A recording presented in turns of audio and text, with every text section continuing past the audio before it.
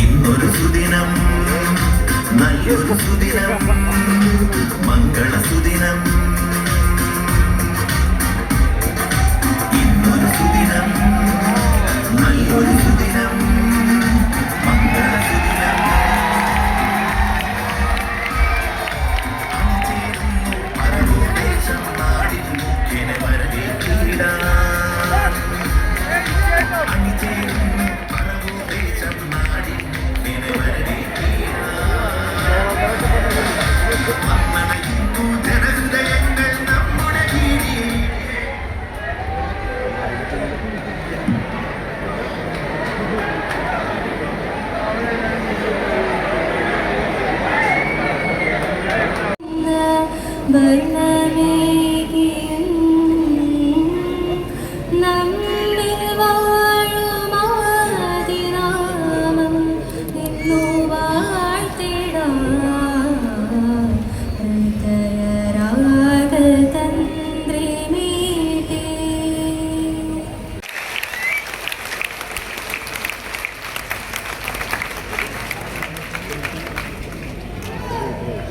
അടുത്തതായി നമ്മുടെ സംഘാടക സമിതിയിൽപ്പെട്ട ഒരാളാണ് നമ്മുടെ പ്രിയപ്പെട്ട സലീം കുമാർ.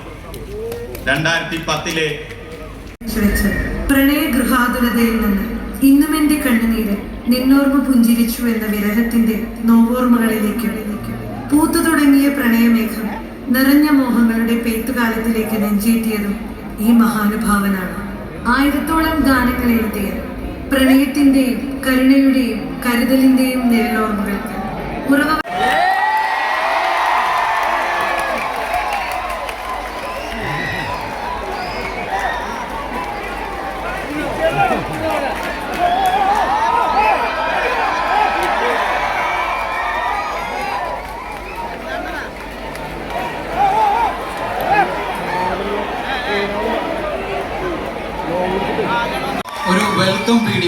ഒരു വെൽക്കം വീഡിയോ നമ്മളെല്ലാവരും തയ്യാറാക്കിയിട്ടുണ്ട്. 1 മിനിറ്റേ ഉള്ളൂ. ആ വെൽക്കം വീഡിയോ പ്ലേ ചെയ്തതിനു ശേഷം അദ്ദേഹത്തെ ക്ഷണിക്കുന്നതായിരിക്കും. ശ്രീ മോഹൻലാൽ എഴുതിവെച്ച കഥകൾക്കും കഥാപാത്രങ്ങൾക്കും ജീവൻ കൊടുക്കുക എന്ന സാമാന്യ വിശേഷണങ്ങൾക്കും അപ്പുറം ആത്മാവിൻ്റെ ഊർജം കൂടി നൽകുന്ന ലോകോത്തര നടന വിസ്മയം. അഭിനയ പാഠങ്ങളുടെ രസങ്ങൾ തൻ്റെ കണ്ണുകളിലേക്കും വിരലുകളിലേക്കും കടത്തിവിട്ട് ഓരോ മലയാളിയുടെ മനസ്സിലും തൻ്റെ സ്വതസിദ്ധമായ ചിരിയിലൂടെ നൃത്തം ചെയ്യുന്ന നായകൻ, സഹോദരൻ, കാമുകൻ. മറ്റൊരാളായി മാറുക എന്ന മാന്ത്രിക നിമിഷങ്ങളിലൂടെ കഴിഞ്ഞ 46 വർഷമായി കടന്നുപോകുന്ന ഇദ്ദേഹത്തിൻ്റെ ചരിഞ്ഞ തോളിൽ നമ്മൾ മലയാളികളുടെ ആരാധനാ സ്നേഹമുണ്ട്.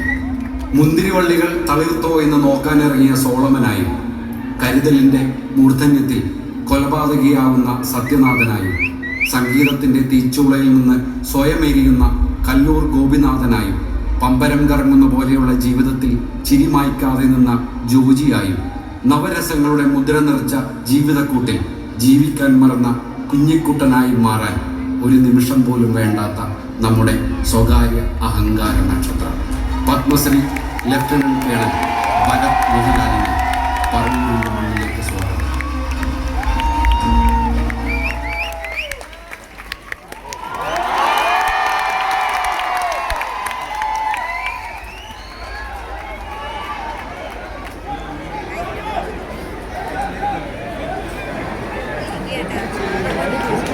നമസ്കാരം.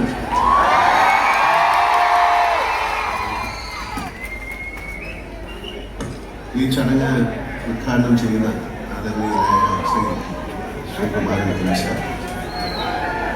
കേരളത്തിൻ്റെ പുതിയ മുഖ്യമന്ത്രി, എൻ്റെ മനസ്സിൽ ഒരു ചങ്ങാതിയുടെ സ്നേഹത്തോടെ ഇടം പിടിച്ചാടുമായ പ്രിയപ്പെട്ട ശ്രീ സതീശ്വര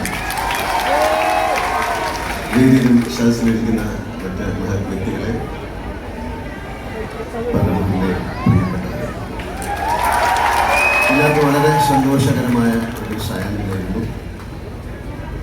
ഇരട്ടി മധുരമുള്ള അഭിശ്രമം ചെയ്ത് എന്ന് പറയണം എന്ന് കൃത്യമായ ഒരു രൂപമില്ല. ഞാൻ അടക്കമുള്ള മലയാളികളുടെ പ്രതീക്ഷകളുടെ ഭാരം എത്രയുണ്ട് എന്ന് പ്രിയപ്പെട്ട സതീശൻ സാറിപ്പോൾ അറിയുന്നുണ്ടാവും. അത്രമാത്രം പ്രതീക്ഷകളോടെയാണ് കേരളം മുഖ്യമന്ത്രി പ്രവർത്തിച്ചത്. ഒരാളെ മുഖ്യമന്ത്രിയാക്കാൻ വേണ്ടി നാടൊന്നായി മുറവിളി കൂട്ടിയ അനുഭവം കേരള ചരിത്രത്തിൽ തന്നെ വിരളമായിരിക്കും. പറവൂരിന് മാത്രമല്ല, കേരളത്തിനാകെ ഈ ഒരാളെ വേണം എന്ന് തോന്നാൻ കാരണം എന്താണ് എന്ന് ഞാൻ ആ ദിവസങ്ങളേറെ ആലോചിച്ചിട്ടുണ്ട്. സത്യസന്ധത, സുതാര്യ. ബഹുമാനപ്പെട്ട സതീശൻ സാറിന് ഇവ രണ്ടും പ്രകടമാണ്. ജീവിതത്തിൽ അങ്ങോളം മറ്റെന്തൊക്കെ കൈമോശം വന്നാലും ഇവ രണ്ടും കാത്തു സൂക്ഷിക്കാൻ അദ്ദേഹത്തിന് സാധിക്കട്ടെ എന്ന് ഞാൻ പ്രാർത്ഥിക്കുന്നു, ആശംസിക്കുന്നു. ഭൂമിയിലെ തന്നെ ഏറ്റവും മനോഹരമായ ഒരു ദേശത്തിൻ്റെ ഭാഗ്യവനായ മുഖ്യമന്ത്രിയാണ് ഇപ്പോൾ ശ്രീ സതീശൻ സാർ. മഴയും പുഴകളും മലയും കാടും കടലും ഒരുപോലെ അനുഗ്രഹിച്ച ഒരിടം. കൃഷിയും വാണിജ്യവും കലയും സംസ്കാരവും പരസ്പരം ലയിച്ച നാട്.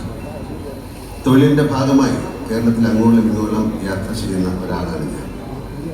അപ്പോഴെല്ലാം ഈ നാടിനെയും അതിൻ്റെ അമൂല്യമായ സമ്പത്തിനെയും വേണ്ട രീതിയിൽ ഉപയോഗിക്കാൻ നമുക്ക് സാധിച്ചിട്ടുണ്ടോ എന്ന് ഞാൻ സംശയിച്ചിട്ടുണ്ട്.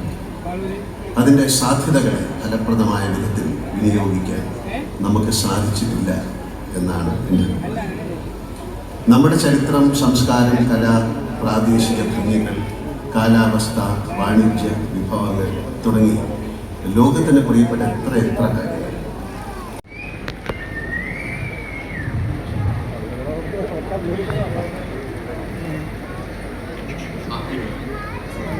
പറവൂർ പൗരാവലിയുടെ പുരസ്കാരം ശ്രീ മോഹൻലാൽ ബഹുമാനപ്പെട്ട മുഖ്യമന്ത്രി ശ്രീ VD സതീശൻ അവർക്ക് കൊടുത്തു.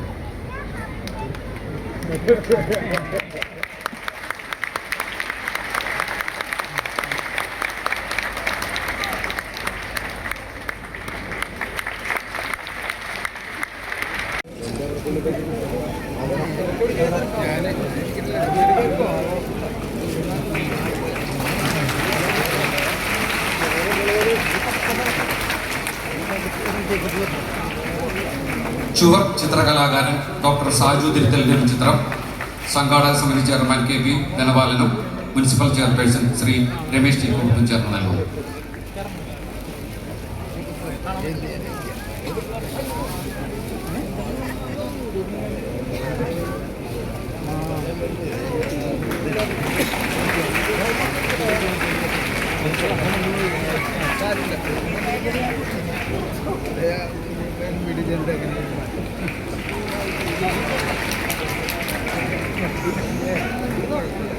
ശ്രീ ശ്രീകുമാരൻ തമ്പിസാറിനുള്ള ഉപഹാരം ചുവർ ചിത്രകലാകാരൻ ഡോക്ടർ സാജു തിരുത്തിൽ വരച്ച മറ്റൊരു ചിത്രം സാറിന് കൊടുക്കുന്നത് ശ്രീ രമേശ് ടി കുറുപ്പ്.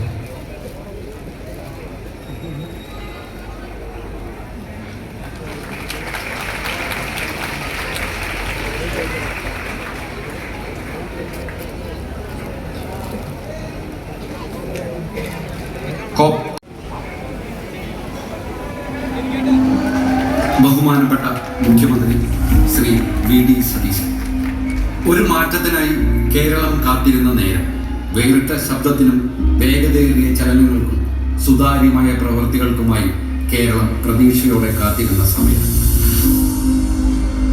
ഓരോ കാലവും അതർഹിക്കുന്ന നേതാക്കന്മാർ നമ്മുടെ മുന്നിലേക്ക് വരുമ്പോഴാണ് ഓരോ സംഭവങ്ങളിലും സന്ദർഭങ്ങളിലും ജനങ്ങളിൽ നിന്ന് ഉയർന്നു വന്ന ചോദ്യങ്ങൾക്ക് മറുപടി ഉണ്ടാകുന്നത്, ഉത്തരങ്ങളാകുന്നത്. ജനാധിപത്യ വ്യവസ്ഥയിൽ തെരഞ്ഞെടുക്കപ്പെടുന്ന മുഖ്യമന്ത്രിക്ക് ജനം കാവലായതും കരുത്തായതും കാലം കരുതി വെച്ചിരുന്ന അതിമനോഹരമായ പുഞ്ചിരി. അക്ഷരങ്ങളിലും വാക്കുകളിലും വാചകങ്ങളിലും ഒതുങ്ങാത്ത വിശേഷണങ്ങളുമായി നമുക്ക് വേണ്ടി നമ്മളാൽ തിരഞ്ഞെടുത്ത നമ്മുടെ സ്വന്തം മുഖ്യമന്ത്രി വടശ്ശേരി ദാമോദരൻ മേനോൻ സതീശൻ, നമ്മുടെ സ്വന്തം VD സതീശൻ, ഏറെ അഭിമാനത്തോടെ നിറഞ്ഞ സന്തോഷത്തോടെ സ്വാഗതം.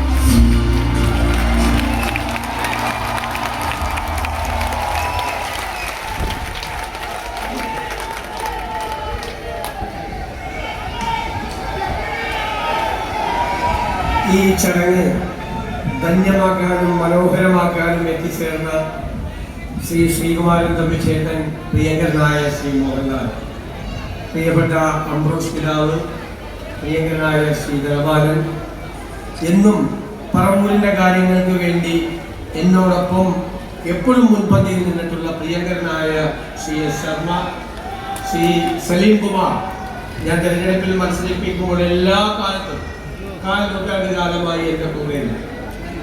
എൻ്റെ കൊച്ചനുജന്മാർ ശ്രീ ഹൈബി ഈലൻ, ശ്രീ മുഹമ്മദ് ഷിയാസ്, പ്രിയപ്പെട്ട കുറുപ്പടക്കം ശ്രീമതി സിന്ധു നാരായണൻകുട്ടി അടക്കമുള്ള എനിക്ക് ഏറ്റവും പ്രിയപ്പെട്ടവരെ, ഞാൻ എങ്ങനെയാണ് ഇവിടെ എത്തിയത് എന്ന് ഞാൻ ആലോചിക്കാറുണ്ട്. നിങ്ങളുടെ ഹൃദയത്തിൻ്റെ, സ്വപ്നത്തിൻ്റെ, പ്രാർത്ഥനയുടെ തേരിലേറിയാണ് VD സതീശൻ കേരളത്തിൻ്റെ മുഖ്യമന്ത്രി സ്ഥാനത്തിരിക്കുന്നത്. രാഷ്ട്രീയം മറന്ന്, ജാതിമത പരിഗണനകൾ മറന്ന് എനിക്ക് വേണ്ടി പ്രാർത്ഥിക്കുന്ന, എനിക്ക് വേണ്ടി വഴിപാടുകൾ നേടുന്ന, പള്ളികളിൽ പോയി മുട്ടുകുത്തി പ്രാർത്ഥിക്കുന്ന, എല്ലാ പ്രാർത്ഥനകളിലും പങ്കാളികളായ പതിനായിരങ്ങൾ, ഒരുപക്ഷെ എനിക്ക് വോട്ട് ചെയ്യാത്തവർ പോലും ഞാൻ ഈ സ്ഥാനത്ത് എത്തുന്നതിന് വേണ്ടി പ്രാർത്ഥിച്ചിട്ടുണ്ടെന്ന് എനിക്കറിയാം. ഞാൻ നിങ്ങളോട് പണ്ടൊരു വാക്ക് പറഞ്ഞിട്ടുണ്ട്. എന്നെ കുറിച്ചോർത്ത് നിങ്ങൾ ഒരിക്കലും അപമാനഭാരത്താൽ തല കുനിച്ച് നിൽക്കേണ്ട സ്ഥിതി ഉണ്ടാക്കിയില്ല. ഞാൻ ഈ കസേരയിൽ ഇരുന്നു കൊണ്ട് ഞാൻ വീണ്ടും അടിവരയിട്ടുകൊണ്ട് അത് ആവർത്തിക്കുന്നു. ഒരു പറവൂരുകാരനും അപമാനഭാരത്താൽ തല കുനിച്ചു നിൽക്കേണ്ട ഒരു കാര്യവും നിങ്ങളുടെ ജനപ്രതിനിധി ചെയ്യില്ല.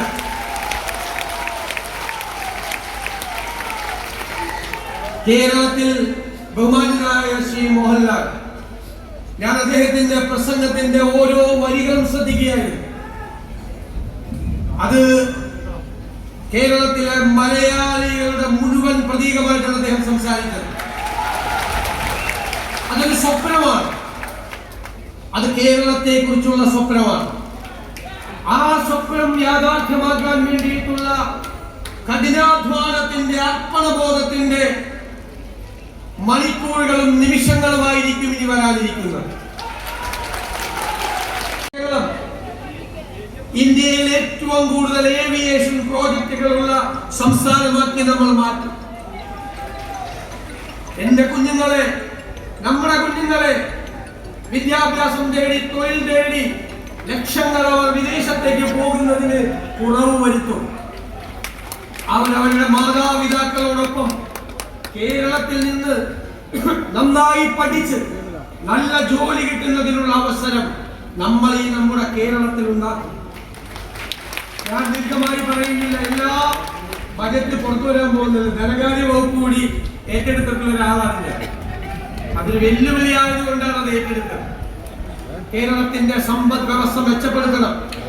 ഞാൻ എപ്പോഴും പറയും, ചാണക്യന്റെ അർത്ഥശാസ്ത്രത്തിൽ വളരെ രസകരമായ ഒരു വരിയുണ്ട്. ഞാൻ പണ്ട് അസംബ്ലിയിൽ പറഞ്ഞിട്ടുണ്ട്. ഭരണകൂടങ്ങൾ നികുതി വിധിക്കുന്നത് പൂമ്പാറ്റ പൂവിൽ നിന്ന് തേൻ കുടിക്കുന്നത് പോലെ ആയിരിക്കണം. പൂവ് അറിയണം, പൂവ് പോലും അറിയാതെ, ജനങ്ങളെ ദ്രോഹിക്കാതെ, ജനങ്ങളെ പ്രയാസപ്പെടുത്താതെ നമ്മുടെ സമ്പദ് വ്യവസ്ഥയെ നമ്മൾ മെച്ചപ്പെടുത്തും. നമുക്ക് ഒരുപാട് ലക്ഷ്യങ്ങളുണ്ട്. കേരളത്തിലെ ഏറ്റവും വലിയൊരു പദ്ധതി നമ്മൾ പ്രഖ്യാപിച്ചു. മുതിർന്ന പൗരന്മാർക്ക് പ്രത്യേകമായ മന്ത്രാലയം ഇന്ത്യയിൽ ആദ്യമായി ചെയ്യുന്നതാണ്. ഒരു സമൂഹം എങ്ങനെയാണ് പരിഷ്കൃതമാണ് എന്ന് കരുതുന്നത്, ആ സമൂഹം അതിലെ മുതിർന്നവരെ എങ്ങനെ അവരോട് പെരുമാറുന്നു എന്നതാണ്. ഇന്ത്യയിൽ ഏറ്റവും പരിഷ്കൃത സമൂഹമാക്കി മുതിർന്നവരെ ആദരിക്കുന്ന, അവരെ ശ്രദ്ധിക്കുന്ന കുഞ്ഞുങ്ങളെ പോലെ ശ്രദ്ധിക്കുന്നവരാക്കി ഞങ്ങൾ മാറ്റും. ഒരു സംശയവും തന്നെ. വരാനിരിക്കുന്ന തലമുറകൾക്ക് പ്രതീക്ഷകൾ നൽകുന്ന, സ്വപ്നങ്ങൾ ഉണ്ടാകുന്ന ഒരു കേരളം നമുക്ക് ഉണ്ടാക്കണം. ഒറ്റയ്ക്ക് കഴിയില്ല ഒന്നിനും. നമുക്ക് ടീമാവണം, ഒരു ടീം ബിൽഡ് ചെയ്യണം. കേരളത്തിൽ എല്ലാവരും ഒരുമിച്ച് നിന്നുകൊണ്ട്, എല്ലാവരെയും ചേർത്ത് പിടിച്ചുകൊണ്ട്, ഞാൻ എപ്പോഴും ആഗ്രഹിക്കുന്ന എൻ്റെ ഒരു കേരളമുണ്ട്. ജാതി മത ചിന്തകളില്ലാതെ എല്ലാവരും സാഹോദര്യത്തോടു കൂടി നിൽക്കുന്ന കേരളം. ഈ രാജ്യത്തോട് ഉറക്കെ വിളിച്ചു പറയാൻ പറ്റണം, എന്റെ കേരളം, നമ്മുടെ കേരളം മതേതര കേരളമാണ് എന്ന്. ആ സ്വപ്നങ്ങളെ യാഥാർത്ഥ്യമാക്കാനുള്ള ഈ യാത്രയിൽ കഴിഞ്ഞ 4 നൂറ്റാണ്ട് കാലമായി കണ്ണിമ ചിമ്മാതെ എന്നോടുള്ള സ്നേഹവും വാത്സല്യവും എല്ലാം എനിക്ക് കോരി തന്നിട്ടുള്ള വാരിക്കോരി തന്നിട്ടുള്ള ജനതയാണ് നിങ്ങൾ. ആ നിങ്ങൾ, ഞാൻ ഇവിടെ എത്തി നിൽക്കുമ്പോൾ, ഞാൻ തിരിഞ്ഞു നോക്കുമ്പോൾ ഞാൻ കാണുന്നത് നിങ്ങളെയാണ്, നിങ്ങളെ മാത്രമാണ് എന്ന് നിറഞ്ഞ കണ്ണുകളോടെ പറഞ്ഞുകൊണ്ട് ഈ നാടിനെയും നിങ്ങളെയും മറക്കില്ല, മറക്കാൻ എനിക്ക് കഴിയില്ല എന്ന് മാത്രം വിനയപൂർവ്വം സൂചിപ്പിച്ചുകൊണ്ട് ഈ സ്വീകരണ സമ്മേളനം എന്നും ഹൃദയത്തിൽ സൂക്ഷിച്ചു വെക്കാനുള്ള ഒന്നാക്കി മാറ്റിയ നിങ്ങളോട് എല്ലാവരോടും നന്ദി പറഞ്ഞുകൊണ്ട് ഞാൻ എൻ്റെ വാക്കുകൾ ചുരുക്കുന്നു. നമസ്കാരം.